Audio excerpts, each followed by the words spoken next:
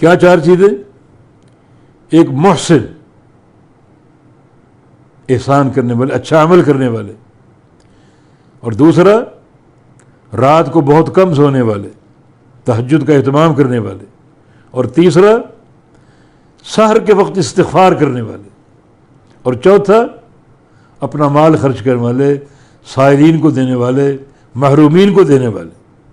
یہ 4 چیزیں اس مقام پر جنت میں داخلے کی 4 یہ برہانے ہیں۔ اپنے آپ کو یہاں پیش کرو۔ قرآن کہتا ہے نا انزلنا الیکم کتابا فیہ ذکرکم، اس کتاب میں تم سب کا ذکر، تو اپنے آپ کو تلاش کرو یہاں ہمارا ذکر ہے یا نہیں، ہمارا چہرہ یہاں دکھائی دے رہا ہے یا نہیں دے رہا، یہ 4 چیزیں ہم میں موجود ہیں یا نہیں، اپنے اندر پیدا کریں تاکہ اس مقام پر تصویر بن جائے۔ تصویر بن گئی تو جنت کا داخلہ، جنت کے باغات، جنت کے چشمے، اللہ تعالیٰ کی بے تحاشا عطا، یہ سب میسر ہوگی، سب حاصل ہوگی۔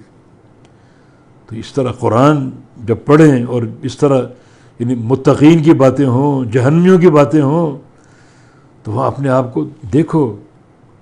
اگر ہمارا شمار اہل جہنم میں ہو رہا ہے، ان کے خصائل ہم میں پائے جاتے ہیں، تو بچاؤ اپنے آپ کو، اللہ کا خوف اور اس کا ڈر اپنے اندر پیدا کرو۔